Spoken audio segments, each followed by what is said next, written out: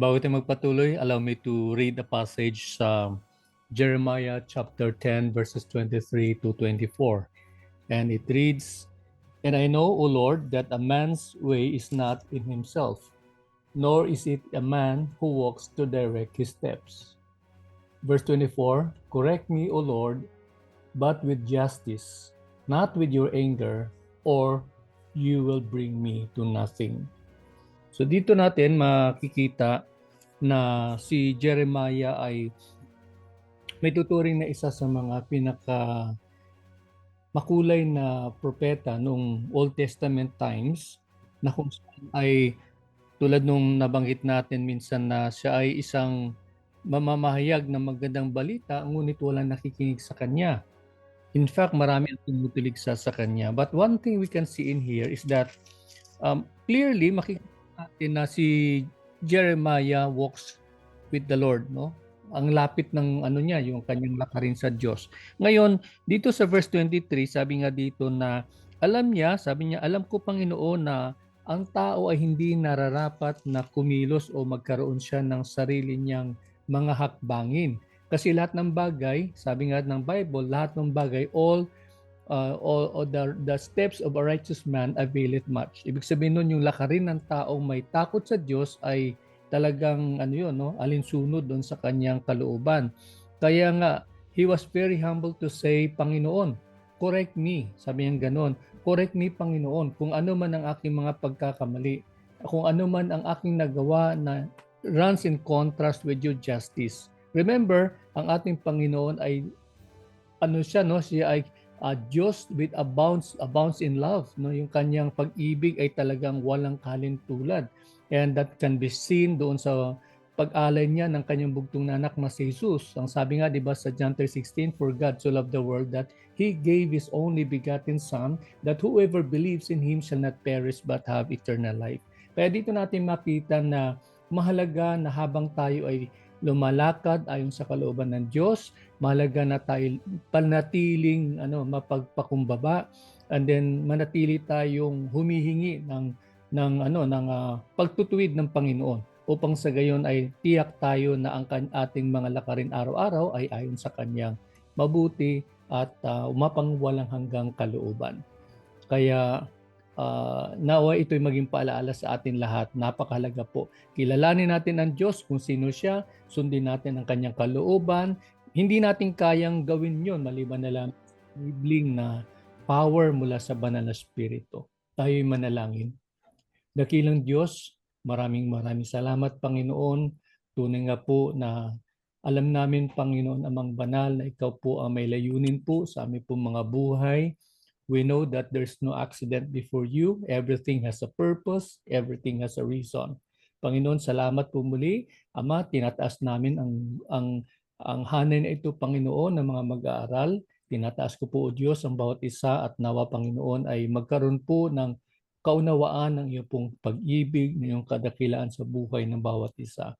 Likewise, Father, I pray that you go with us in our activity for today. This is going to be the first day of our study on microbiology and pathology in relation, Panginoon, para po sa kanilang darating na DOH massage licensure examinations. Maraming salamat, Panginoon. We continually lift up to you ang aming pong mga miyembro ng pamilya, every family represented in this class. Lord, that may you be the one to provide for every need. May you just be the one to provide guidance for those who are seeking for your guidance, O God.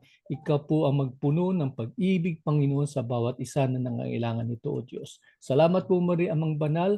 Amin pong itinatagubilin sa inyo ang lahat ng bagay sa matamis at makapangyarihang pangalan ni Jesus.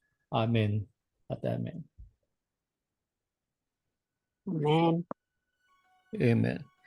So ngayon tuloy tayo sa ating nabanggit, no, na nasa pinakahuling yugto na tayo ng ating pag-aaral sa ating base sa ating manual para sa DOH Massage Licensure Examination. Now, I think you can see in here, no, nakikita nyo ba yung slide na to ngayon? Ano sa tingin ninyo ang dahilan kung bakit kailangang aralin ng isang massage therapist ang mga bagay patungkol sa microbiology and pathology. Ang ating Menti.com code for today ay 1607-5204. Okay, so pwede po kayong you can write in a sentence, parang paragraph form, no? Para tugunin po ang tanong na ito, ano sa tingin mo ang dahilan kung bakit kailangan aralin ng isang massage therapist ang mga bagay-bagay patungkol sa microbiology and pathology. Right now, we are 20 in the class. So I would expect na lahat kayo ay magpa-participate at i-share ninyo kung ano ang tingin ninyo, kung ano ang dahilan, kung ano ang kahalagahan ng pag-aaral ng isang massage therapist patungkol sa microbiology and pathology. Our code number for today is 1607-5204. Ulitin ko, 1607-5204. Para sa mga kasamahan natin ng mga visually impaired, pwede kayo mag-share ng inyong idea. Maya-maya, no? At the time, bago tayo magpatuloy, later, habang pag-aaralan natin yung inyong mga tugon, then we will give you an opportunity to also share kung ano ang tingin ninyo, ano ang dahilan kung bakit mahalaga ang pag-aaral patungkol sa microbiology and pathology.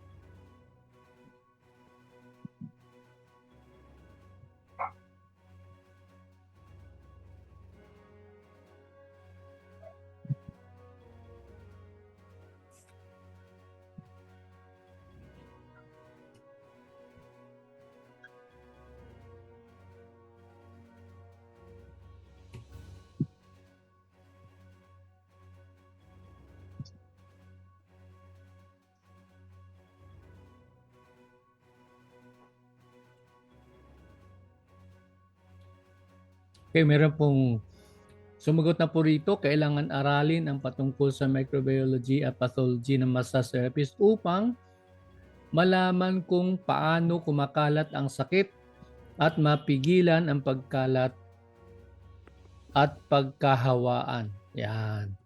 Okay, upang ito ay makontrol po ang spread ng disease. That's a beautiful answer. Ang pangalawa, sumunod na sumagot ay kailangan pag-aralan ang microbiology at pathology para malaman natin kung paano nabubuo ang bakterya sa ating katawan at paano ito maiwasan. Ayan. Sige po. So right now we have two beautiful answers. Isa rito ay patungkol doon sa malaman kung anong paraan para ma-contain, no? Para mapigilan ang pagkalat ng microorganism. At yung isa naman ay paano nabubuo, paano nagsimula, at paano ito maiwasan sa ating katawan, no? But later you will find out na hindi lahat ng microorganism ay harmful. Mayroong mga microorganism din na malaking tulong sa katawan ng tao. But yeah, you'll find it out later.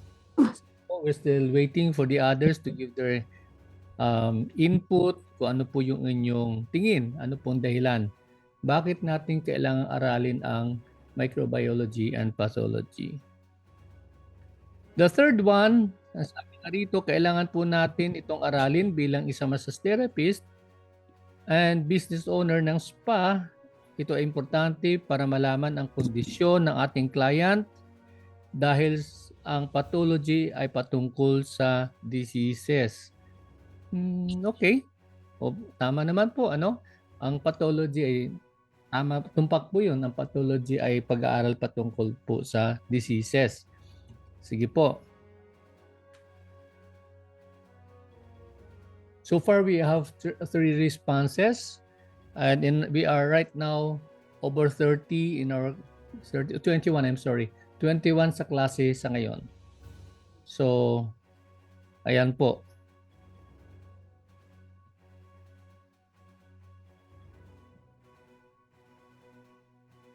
Ito may sumagot para po maiwasan ang pag-spread ng bakterya at virus na pwedeng makahawa sa client o sa mismong massage therapist.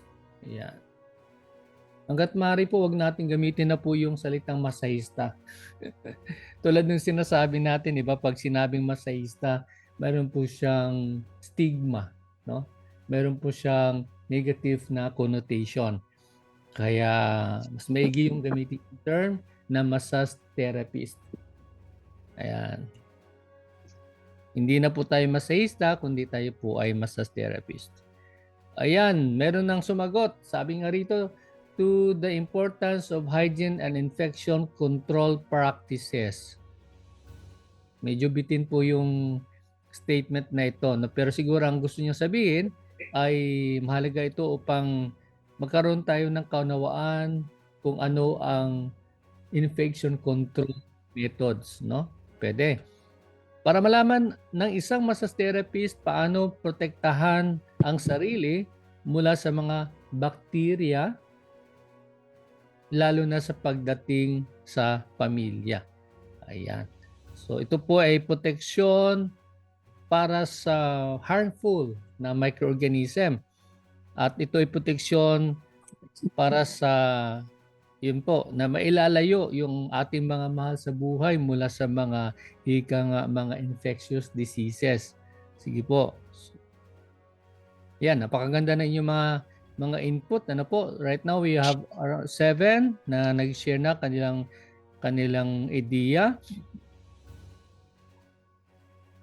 Ayan, nabasa na natin ito kanina to para malaman ng massage therapist kung paano kumakalat ang sakit at makatulong upang makaiwas sa pagkalat nito. Ayan. Okay, hintay po tayo. We'll give another 1 minute for those who would like to share what it is they have in mind, kung bakit mahalaga sa isang massage therapist ang magkaroon ng kaunawaan patungkol sa microbiology and pathology.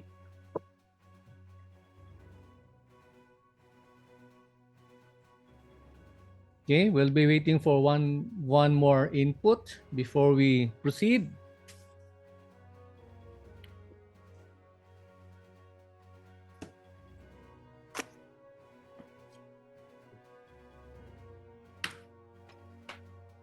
Okay, sino pang hahabol? So far we have 8. Okay, umabot na po tayo sa 8. Tingnan natin po yung pang-8. Ayan. Para malaman ng massage therapist kung anong massage stroke ang applicable sa client, like irregular blood circulation.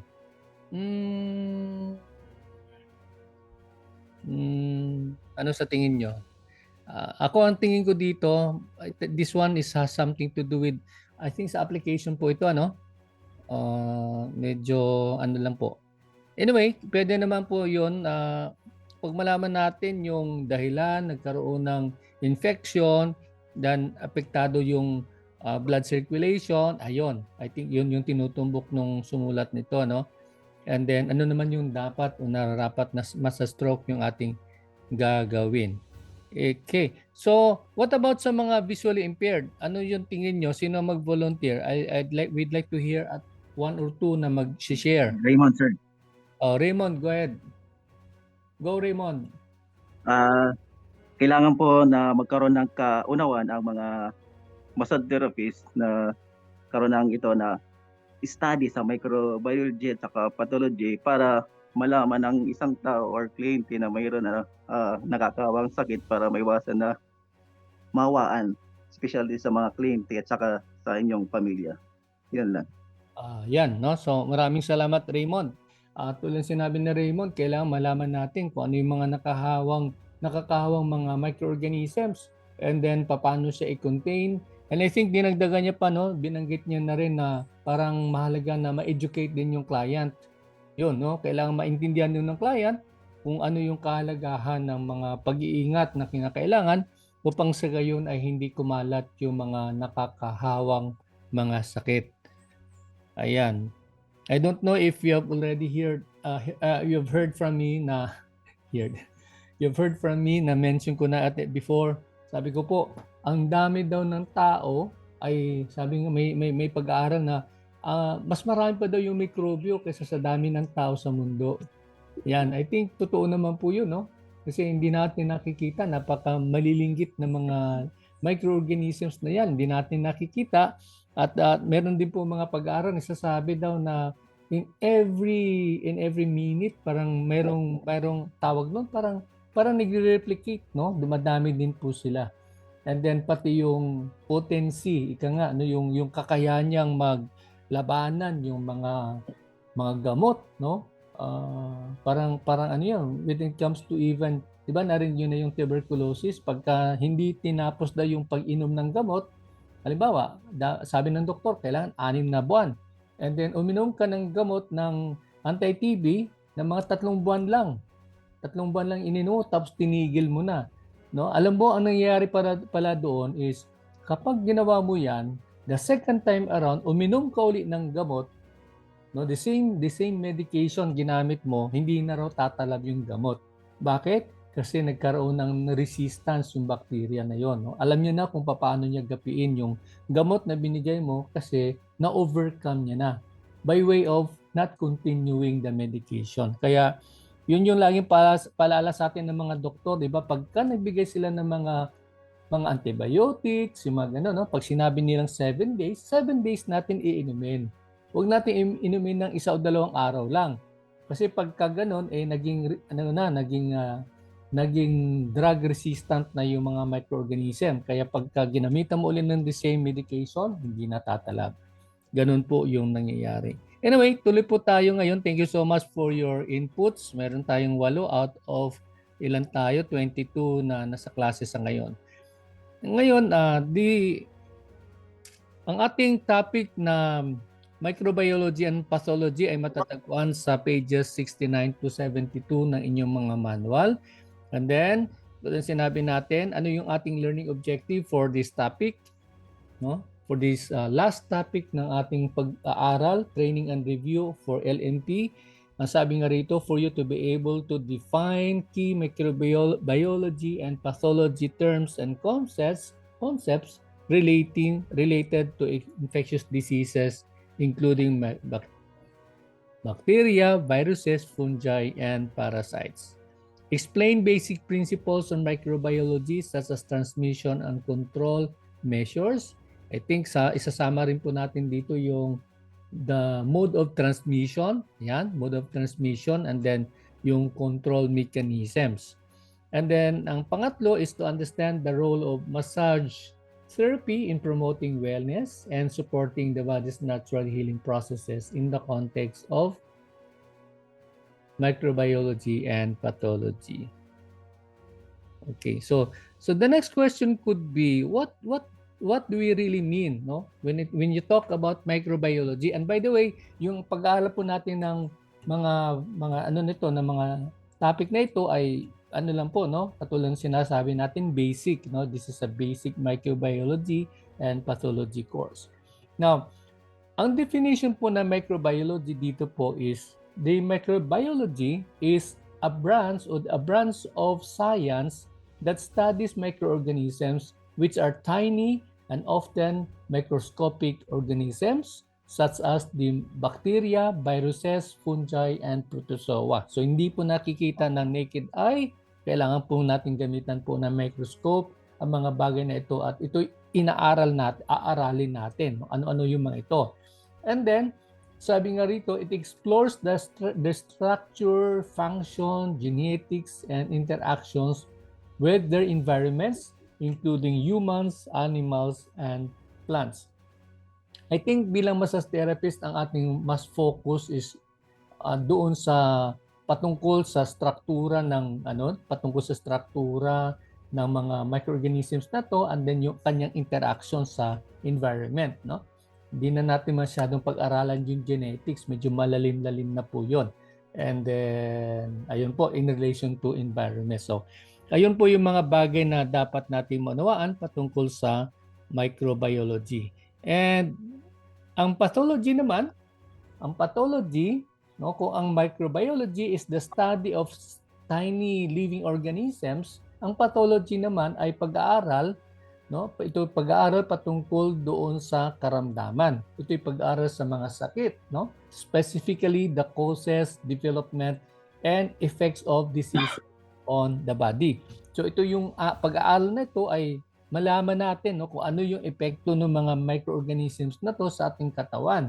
And then sumunod naman ay ito'y pag-aaral patungkol sa mga tissues, mga organs, bodily fluids, and all specimens to understand the nature of diseases. No? So para malaman natin kung paano siya nag-interact and then paano yung kanyang epekto at yan, tulad na makikita natin sa slide, sabi nga rito, in summary, microbiology focuses on microorganisms, the study on microorganisms, while pathology deals with diseases and their effects on living organisms. So yun na yung dapat nating pakatandaan. Pag microbiology, study of tiny organisms, microorganisms, and then pathology has something to do with the effect of these living organisms over the body, yung mga diseases na yan, and then eventually, kasama na rin sa buong discussion natin would be, how do we contain.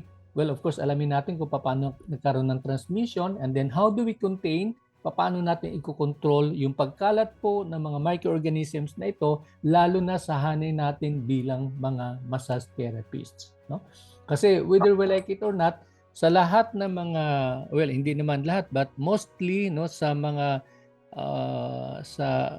kasamahan natin sa mga iba't ibang industriya, tayo ay isa sa mga pinaka-prone na magkaroon po ng sakit, no? Magkaroon po ng paghawa sapagkat tayo ay nagkakaroon po ng yung skin contact, no, sa ating mga clients, at hindi natin masabi kung minsan kung anong dala-dala ng mga kliyente natin na mga microorganisms. Okay? So before we proceed further, let me just point to you yung mga ibang katawagan na gamit natin sa ating pag-aaral, no, sa topic na ito na microbiology and pathology. Una sa lahat, ano ang carrier? Ang sabi nga rito, ang definition ng carrier ay this is a person who is infected with a pathogen but shows no symptoms. No? That means to say, kahit sino sa atin ay maari po tayong tayo po ay carrier. Ibig sabihin no, meron tayong may mga pathogens po tayo, no, may mga harmful microorganisms tayo, pero hindi po 'yan nagma-manifest sa ating pong outside appearance, no? Hindi po tayo madaling makitaan na tayo ay carrier. Although there are some instances, lalo na kapag ang infection ay medyo advanced, nasa advanced level na, medyo yun, halata na, no? Nanghihina tayo, and then may mga manifestations sa ating pangangatawan na nagpapatunay na tayo ay meron pong meron na po tayo mga harmful microorganisms na kumikilos na po, na medyo nanghihina na po yung ating antibody system. The next thing, o the next word na kailangan natin pag-aralan na maigi o pag-usapan ng bagya ay patungkol sa communicable disease. Ano po ang communicable disease? By definition, a communicable disease is any disease that can be transmitted from one person to another or from an animal to humans. Ibig sabihin nun, mula sa isang tao patungo sa isang kapwa-tao or mula sa hayop patungo sa tao. Marami na tayong instances na gano'n. Ano po? Parang yung katulad po ng mga cases ng mga birds flu, no? Mga gano'n, no? Mula doon sa hayop, pwedeng mahawaan po yung tao. Ganon din po yung mga Ebola virus na mga gano'n, yung mga ganong klaseng sakit, no? Mula doon sa unggoy and then sa tao. So, yun yung isang paraan, no, na pag naisasalin po siya, ang definition po niya ay communicable disease. Further, sabi nga rito, this transmission can occur through various means. Meron siyang ibang-ibang mga paraan, no, ng kanyang pagkalat. Isang halimbawa niyan, yung direct contact, no, sa pamamagitan ng paghawak po natin doon sa mga infected na mga tao or pamamagitan po ng droplets. Ano po yung mga droplets na yan? Yung pag tayo umubo, no? At umubo tayo ng malakas at may lumabas sa bibig natin ng mga laway, yun po yung droplets na yon. At kung tayo po infected, then yun po, kinakalat po, naikakalat po sa pamamagitan po ng ating pag-ubo or through vectors. Ano po yung mga vectors na yon? Yung mga halimbawa, mga lamok, no? Yung mga lamok na yan na nagdadala ng mga yung mga dengue na yan, no, ng mga mikrobyo na nagdudulot po ng sakit na dengue. So yan po isang paraan po ng pag-transmit, no, yung pagkalat or through contaminated surfaces. Yan, very common naman sa atin, diba?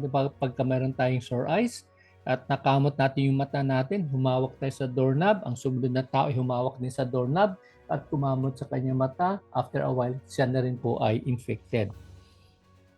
The next one is, well, of course, the example that we can have, other examples are influenza, TB, NSB are all communicable diseases. Ang sumunod naman ay contagious. Okay, so bakit natin to pinag-uusapan hinihimay-himay? Kasi minsan kasi, for a while,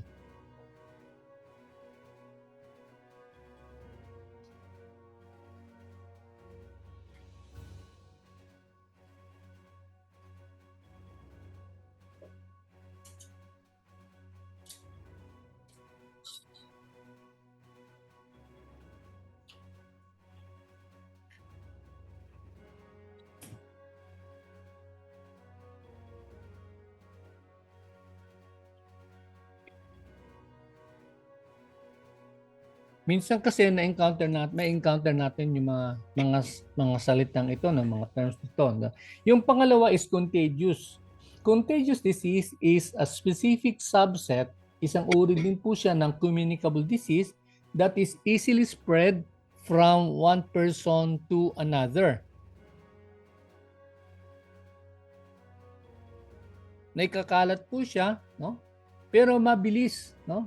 Yung intensity ng pagkalat kasi kanina yung, 'di ba, sabi natin communicable, naikakalat siya.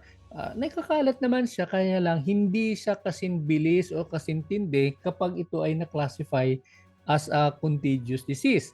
Sabi nga po, typically through direct contact or close proximity. Now, take a look at this word, no? Yung phrase na to, close proximity. Kapag hindi naman necessarily na mayroong direct contact, no? Hindi naman necessarily na, halimbawa, nagbeso-beso tayo o kayo nagbeso-beso sa isang infected person, hawa ka. Pero by just being near to a person who is infected, ayun, nagkakaroon ka na rin po ng infection. Kaya ganun po katindi, no? Ang pag sinabi na pong contagious disease, ano po yung mga halimbawa? Halimbawa po ay chickenpox. That's very common, no? Lalo mas sa mga kabataan. Mga, ang tawag nun, the common cold, yung mga sipon. No? Sipon na yan, hindi naman necessarily na merong physical contact, pero just by near a person na may sipon, dahan-dahan po, na isasalin po, nalilipat sa atin. And measles, no, these are considered to be contagious diseases. So, there you are. Kita natin po, communicable is just a mere transference of the disease or the virus and then na-infect tayo. Pero pag sinabi natin contagious, isang level din po siya, katulad din po siya ng sa hanay po ng communicable, kaya lang po mas potent. No? Pag sinabing mas potent, mas matindi. No?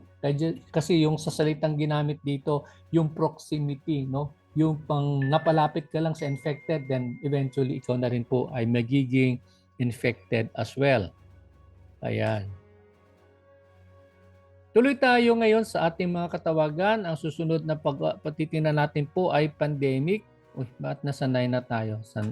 Medyo tumalon tayo ng konti. Anyway, pandemic is the occurrence of a disease worldwide or over a large area. Okay. Pagka, ano yung halimbawa na very common, no, nung nakalipas lamang ng mga buwan? Ano sa tingin niyo yung pinakahalimbawa noon? Diba yung COVID-19? COVID-19. Yes, COVID-19. Bakit COVID-19? Kasi saan siya nagsimula yung COVID-19, if you remember? Sa Wuhan, China. Yan, ang galing, ano? So, sabi ni Jacqueline, sa Wuhan, China. That's very true. At specifically, sabi nga ng iba, doon daw nagsimula sa isang public market, no? Sa isang pampublikong palengke ng Wuhan, China. But some other people are saying, I don't know kung naniniwala kayo ron, na yung pinagmulan daw actually ng ng ano pinagmulan po ng sakit na ito ay hindi daw po sa palengke, kundi po nagmula ito sa isang laboratory ng mga Chinese, no? Ang tawag nila diyan minsan, no, parang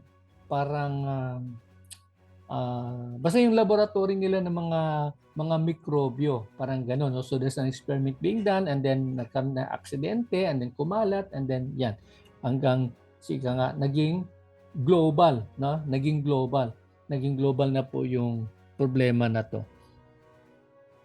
Ayan. So pathology na pag-usapan natin kanina, the study and cause and effect of diseases. At meron pang tayong dito, nalaktawan natin yung isa. Yes, the endemic. Kung ang kanina narinig natin yung salitang pandemic, pag sinabing pandemic, global na 'yan, no? Ang kanyang scope ay pang pang buong sandaigdigan. Pero kapag ang area o ang pagkalat ng microbium ito ay nasa isang specific na area lamang o sa specific na community, ang katawagan dito ay endemic, no? Endemic. So within a confine ng kunwari ng isang barangay, no, na isang purok, nandoon lang siya. Andun lang, hindi naman siya lumabas doon sa area, then it is considered to be endemic. Ang sumunod na katawagan ay infection. Infection is an invasion of the body tissue by pathogenic microorganisms. Now, madalas ninyo maririnig yung salitang pathogenic. Just what do we mean by pathogenic? No? Pathogenic is a form of microorganism. Kaso lang, naging pathogenic siya kasi harmful. No? Pathogen, mula sa salitang pathogen. Pag pathogen yon, ibig sabihin po nun,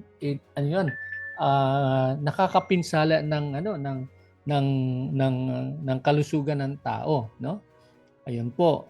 Ayan, we're done with microbiology. Sabi natin na branch of biology that deals with microorganisms. A microbe is a very tiny form of life that can only be seen under a microscope. Yan. What else? Okay. So ngayon tuloy tayo sa ating parang ika nga meat of the matter. Yung ating pag-aaral sa microorganisms. Ano po yung mga iba't ibang mga microorganisms? Ano po yung titignan natin po dito? Now, we will just be confined into 5 mga microorganisms. Number 1, yung salitang or the microorganism called bacteria. Okay? So ano po yung bacteria? Bacteria is a large group of single-cell microorganisms. Pag sinabi nating large group, marami po siyang mga galamay, no? Mga kasamahan. Kasama. Oo, marami siyang kasama, marami siyang mga kakampi, and then ito ay isang uri po, makaklasify po siyang bacteria kapag siya po ay single-celled microorganism. Ibig sabihin po, nag-iisang selula lang po siya na microorganism. At ang kanyang mga iba't ibang tawag noon, mga galamay po niya o mga kasama po niya, mga kasapi po niya ay yung may tuturing natin na kukay. Ayan, pag sinabi natin kukay, halimbawa Staphylococcus, yung ganon. Ito ay pabilog, no? So pabilog po 'yan siya, no? Round yung kanyang hugis. And then pag rod shape naman, pag rod shape ay wala tayo mamaya siguro. Let's take a look. Wala. Yeah, kukay ito. Ayan, ito yung rod shape na sinasabi natin, no, na Lactobacilli, yung iniinom nating Yakult. Ayan, ito po yung hugis po ng mga mikrobyo na iniinom po natin, no? And itong uri ng bacteria na ito ay friendly sa katawan ng tao kasi po kumakain po siya ng mga yung mga dumi, no? Yung mga waste products sa ating katawan, kaya nakakatulong po yung Lactobacilli shirota strain, lalo na, no? Yung Yakult. Then the next one we can see in this illustration, ito po yung spiral kanina nasabi po natin, uri po ng bacteria. This is the Spirochetes. Ang Spirochetes po ay ang kanyang hugis ay spiral, no? Pag ganun po siya. Elongated po siya na pabilog, no? Pahaba. Ayan. That's a spiral, and then the next one is yan. Ito naman ay yung comma shape, no? Yung kanyang mayroon siyang pahabang hugis pero mayroon siyang kaakibat na buntot. Kaya ito po ay Vibrio bacteria, no? Vibrio cholera. So ito po yung halimbawa po ng cholera na siyang isa din pong uring sakit, no, na nakakahawa po sa ating mga kababayan. Okay. Ang sumunod naman ay virus. Ayan, very common ito, no? Kilala niyo naman siguro. Ano bang tawag nito? Ano bang cruising virus ito nakikita niyo ngayon sa sa ating slide? This is a COVID-19. Naalala niyo? No? Yan, COVID-19 virus po. So a virus is a microscopic organism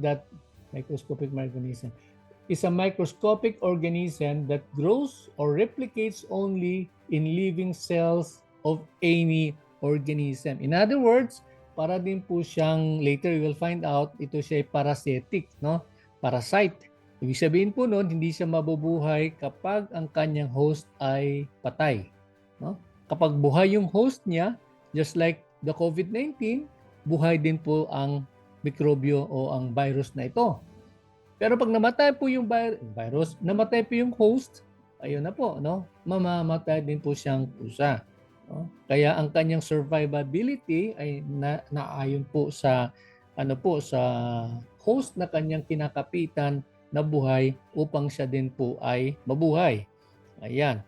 So ang sabi nga rito, there are over 200 viruses that can be found to cause diseases in humans. So meron pong 200 mga nakakatakot 200 uri ng mga viruses, no, na maaring magdulot ng karamdaman sa mga tao. The viruses are self-limiting form of microorganisms, hence the development and resistance is the only treatment. Okay. So ang ibig sabihin po nito ay self-limited po siya. Ibig sabihin po tulad na banggit po natin, kapagka ang host ay buhay po siya. Pero pag namatay po yung host, mamamatay din po siya. Ngayon, sabi nga dito, if you notice yung COVID-19 na yan, mapapansin nyo kapag ang isang tao ay infected, ang ginagawa ng mga doktor, di ba, ina-isolate, no? Pagka nasa isolation po yung isang patient, ano pong ginagawa? In-encourage po siya na kumain po na masustansyang pagkain, magpahinga na maayos, things like those, uminom na maraming liquid hanggang sa lumakas yung kanyang resistance. No? Kasi sabi nga rito, resistance or the development of resistance is the only cure, is the only treatment. No? So ibig sabihin po nun, palakasin lang po yung resistance na built-in sa katawan ng tao at dahan-dahan pong magagapi yung virus na to. Manghihina po siya. Question, mamamatay ba yung virus na yan o hindi? Ano sa tingin nyo? Once na nagkaroon po ng strong resistance against the COVID-19 virus, ano sa tingin nyo? Anyone?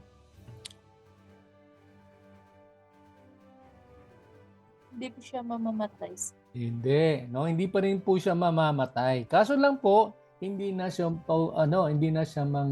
manghahasik po ng kaguluhan kasi mahina na siya no? Andiyan po sa sistema ng katawan po natin yung COVID-19 na yan pero hindi na siya makakaporma. Ayan. Unless magkakaroon tayo ng comorbidity, no? Ano ba yung comorbidity? Pag sinabing comorbidity, meron tayong ibang mga sakit na magpapahina ng ating resistance, then pwede siyang magkakaroon ng sinasabing comeback, no? Babalik po siya, magkakaroon po siya ng pag-atake, things like those. Pero if the question is, mamamatay ba yung COVID na yan sa ating katawan? Hindi po mamamatay po yan. Kasi, di ba, ang definition natin, buhay po siya, pero hindi po siya makaporma kapag malakas po yung ating resistensya sa ating katawan. Ayan. So, there you are, no? Tapos na tayo sa discussion natin ng microbiology, ng bacteria. Bacteria po ay one-celled organism. Ano po yung bacteria? May iba-iba siyang mga hugis. And then, here we are. Pinag-usapan natin yung virus. Yung virus naman ay para din siyang parasitic na microorganism kasi nabubuhay lang siya sa buhay na kanyang kinakapitang host. And then, mayroong 200 uri na pwedeng mag-cause ng lagim, mag-cause ng karamdaman sa katawan ng tao. And then, self-limiting lang po siya. No? Pero yun nga, tulad sinasabi natin, kapag mas malakas yung resistensya ng katawan natin, kaya po natin po siyang gapiin. Manghihina po siya hanggang sa hindi na po siya manghasik po ng gulo. Ang sumunod naman ay fungi. Ano po yung fungi? Ano po yung alipunga? Ano po yung an-an? No? A fungi is a plant-like organism that does not make chlorophyll. No? Ibig sabihin po siyan, isa po siyang katulad po ng isang, katulad po ng isa siyang halaman, napakalit po na halaman, pero ang kakaiba na po niya sa regular na halaman na nakikita po natin ay wala po siyang chlorophyll. Ibig sabihin po noon, hindi po siya nagkakaroon po ng kulay na berde, no, na green, no, na makikita natin sa ating paligid, no, like dito ngayon sa garden po ng aking ina. No, marami po tayong halaman po dito, pero yung fungi hindi po siya magta-thrive, no? Pero hindi natin masasabi, no, kasi kahit saan naman mayroong mga ganung klaseng microorganism. Kaya lang po normally po kapag ang fungi ay nakakapit sa katawan ng tao, halimbawa yung athlete's foot na sinasabi natin, athlete's foot. Yan. Hindi foot. Athlete's foot. Ayan. Pagka kinamot po natin po yan, ano po nangyayari? No? Kasi nagre-replicate siya the moment you start doing the kamot. No? Nagbabad po yan. No? Pagka kinamot natin, hahati po siya. Yung hati yan ay magkakos po ng pagdami. Ayan. So, yung mga examples po, yung mga mushrooms, yeasts, and molds. Yan po yun. It does not make its own food, feeds on organic matter, and depends on other life forms. So kung titingnan po natin yung fungi, para din po siyang isang uri po ng parasite sapagkat hindi po siya gumagawa ng sariling pagkain. Siya po ay nabubuhay doon po sa living host. Ano po yung halimbawa natin kanina na nabubuhay sa kanyang host na buhay? Yun po yung ating pong pinag-usapan about the virus. So pangalawa po ay fungi. A simple fungus reproduces by budding, and many-celled fungi reproduce by making spores, no, asexual reproduction. So ibig sabihin po noon, sa kanyang sarili pong katawan ay nagkakaroon po siya ng pang-replication, no? Dumadami po siya. Halimbawa kapag ito ay nakakamot, dumadami po siya, no, pag nahihiwa po siya. Ayun po yung katangian na makikita natin sa fungi. Ayan, so this is an example of fungi, yung kinakain nating masustansyang mushroom. And then, ayan, or sa mga minsan naman sa mga kababayan natin po na meron pong STD, no? Sexually transmitted disease. Ito po yung isang uri po ng candidiasis, no? Pangangati po 'yan dito sa ari ng kababaihan na infected. Okay. So this is an image of a mold. Yan, ando po yan sa fungi. And then, ang sumunod naman ay pang-apat, protozoan. Ano po yung protozoan? Protozoan is the lowest form of an animal and single cell that feeds on organic matter. Still, again, parasitic pa rin po siya. But however, this is more complex than bacteria. Kasi si bacteria, kung maalala ninyo, one-celled. No? Single-celled lang po si bacteria. Pero itong si protozoan, bacteria din po siya. Isa po siyang uri po ng microorganism pero medyo complicated. Mas komplikado po siya kaysa sa bacteria. No? Kasi meron siyang, sabi nga rito, membrane-bound organelles. No? Membrane. So pag sinabing membrane, ano po siya? Yung yung tawag nun, meron po siyang sarili pong mayroon po siyang demarcation line and then may laman po siya sa loob. Okay? And sabi nga po rito, meron pong higit kumulang na mga 30 mga protozoan na kilala na nagdudulot o magdudulot ng sakit sa mga tao. Okay. So ang virus, ilan yung kanyang classification na or types na pwedeng mag-infect sa katawan ng tao? We have 200 po. 200. Okay? So tandaan po natin, yung protozoa naman po ay 30. 30 lang po siya na known, no? Kilala na pwedeng magdulot ng sakit, no, karamdaman sa mga tao. Ang panghuli na titingnan po natin ay ayan po yung this is an example of protozoa na nabanggit natin kanina. Ayan. Ang sumunod naman panghuli ay parasite. Ayan, ito no. This is an organism living in and obtaining nourishment from another organism. Okay? Bakit kaya ano? Kasi yung virus kanina parasitic din naman siya, di ba? UC fungi parasitic din naman, no? Pero dito po mas classify ang kanyang classification is talagang totally dependent, no, sa kanyang mga host. Sabi nga rito there are two types of parasites. Ano po yung dalawang uri ng parasites? We have the facultative and the obligate. Ano po yung pagkakaiba ng dalawa?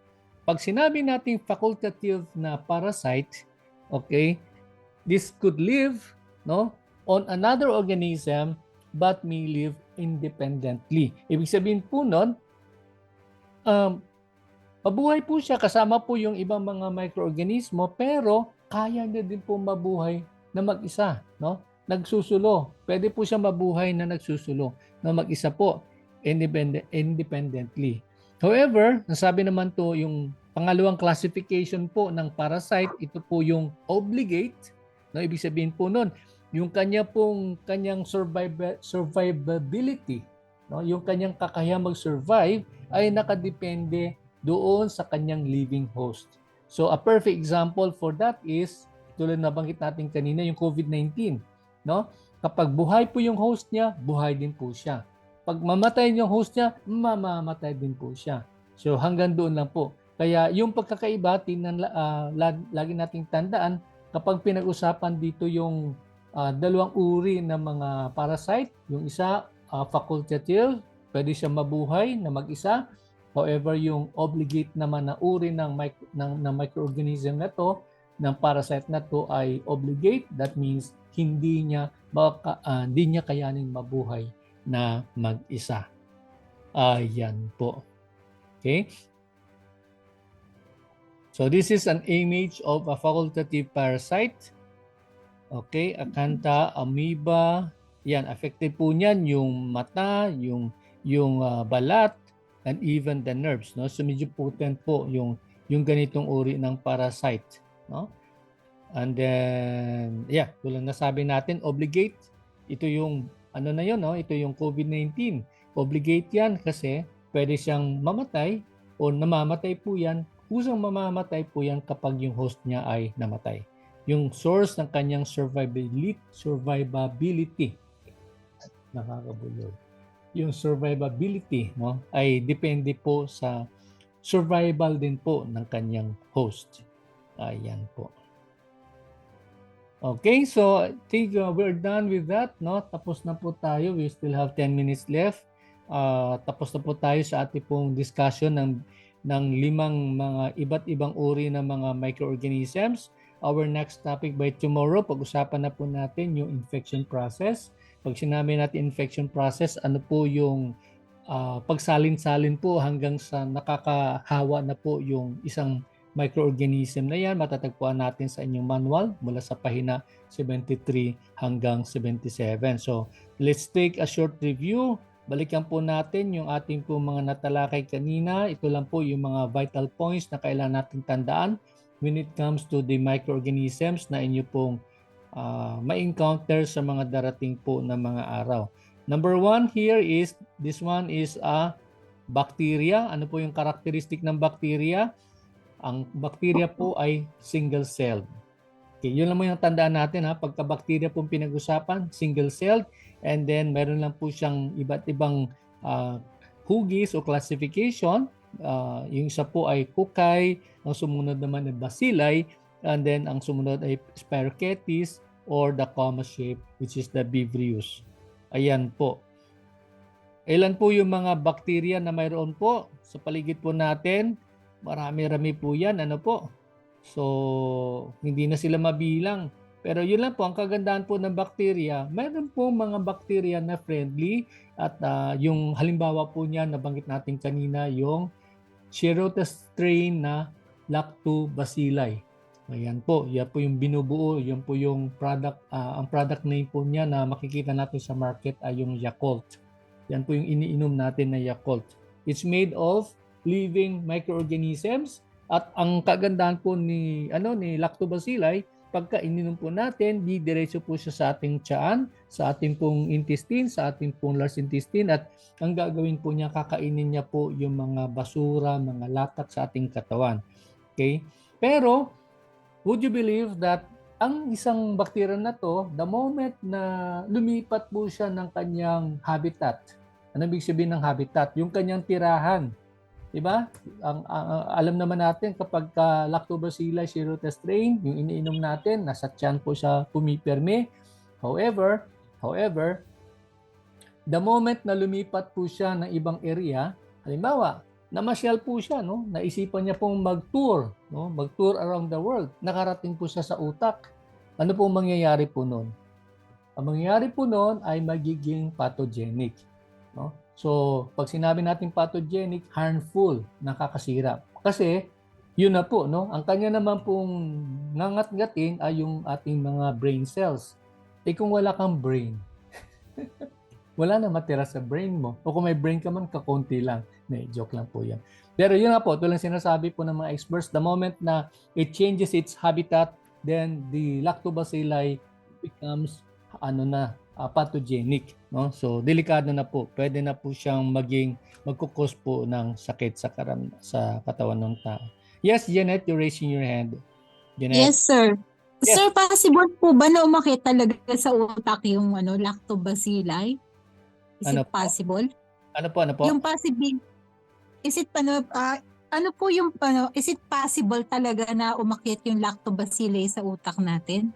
Ano lang po yan, ma'am. Theory lang po. Theory Theoretical. assumption lang po ng mga expert po yan. No? The moment it changes its habitat, then that becomes... Kaya nga po sabi natin, di ba, ang hilig niya mangat-ngat ng ngat-ngat. Ganon, kung napunta sa brain, ngat-ngatin niya yung mga brain cells natin. Ayan, kaya nga sabi ko, pag maliit yung brain mo, wala na matira sa brain mo. Pero meron na po bang known case niyan, sir? Wala pa naman. Wala pong alam na meron. Pero hypothetical statement lang po yan. Kung sakaling po siya ng kanyang tirahan. No? Yan. Kasi ngayon, hindi man siya mahilig mamasyal, nakakonfine lang po siya sa stomach, sa intestines. Okay. Pagka naisipan niyang mag-tour around the world, ayan, no? Saan siya pupunta? Di mapunta niya yung utak and then it would affect the brain. Okay. Pero yung real case scenario, I'm sorry, I cannot tell you that, no? Kasi wala pa ako that, no? Okay, thank you, sir. Kasi sir, mahilig kami uminom yan ng Yakult, kaya medyo na-alarm ako. Thank you po. Uminom ng Yakult, no? Kasi alam naman natin yung benefit ng pag-inom po ng Lactobacilli Chirotes strain. Actually, ito ng ng microbiome na to, cultured, no? Cultured. Para mga seaweeds, no? Pag cultured yung medyo malinis-linis na yan, no? Unlike kung talaga nabuhay lang siya kung saan-saan. Yes, so, sir. Po yung Lactobacilli Chirotes strain. Cultured na yan siya, na-process po siya sa factory, parang environment po niya ay talagang highly sanitized na yan, no? Walang ibang makakahalo, kundi yun lang po, yung parang ganun. Okay, thank you. Thank you. Thank you very much, sir. Yes, you're welcome. Tuloy tayo. And the next one is, like what we said, this is a virus. Ano naman po yung virus na yan? Yung tandaan natin sa virus, this is a microscopic organism that grows or replicates only in living cells of any organism. So pag sinabi nating replicates, dumadami po siya, no, sa isang living organism. Kaya may host po siya na buhay, doon po siya pwedeng dumami. And then like what we said, ang sabi ng mga experts, kapag mahina-hina yung ating resistensya, then we will be overwhelmed by this virus.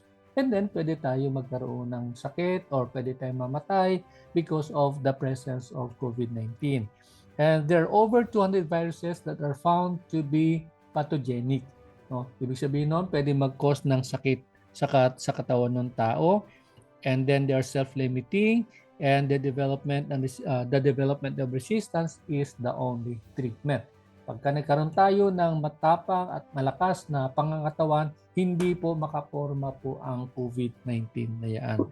Kaya po, kung mapapansin nyo po, halos lahat po ng mga, based on statistics ng mga namatay because of COVID, ay yung may mga comorbidity, may mga past na sila mga karamdaman, at lalo't higit kung sila ay nasa mga may edad na po, Kasi humihina na po yung kanyang resistance, and then here you go, pumasok si COVID, and then yun, palalalain niya po yung sitwasyon.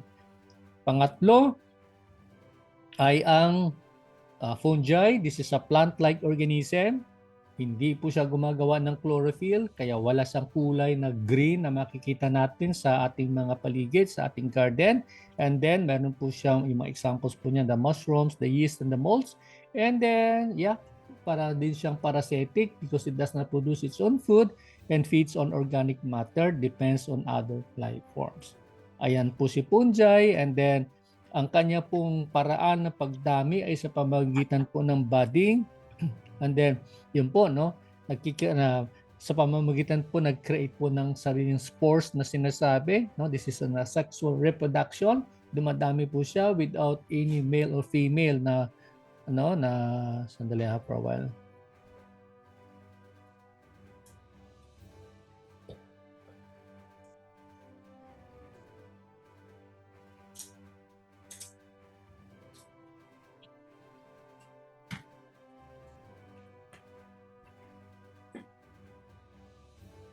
Wala pong, hindi na kailangan po ng male or female na reproductive system, sinasabi po. So yun po, by budding, by just making kamot, habang kinakamot yan, dumadami po siya. At then ang sumunod po ay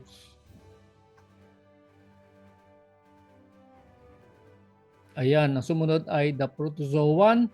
This is the lowest form of animal and single cell that feed on organic matter. So parang din po siya, parasitic din po siya. However, it is more complex or complicated than the bacteria because the bacteria is one cell.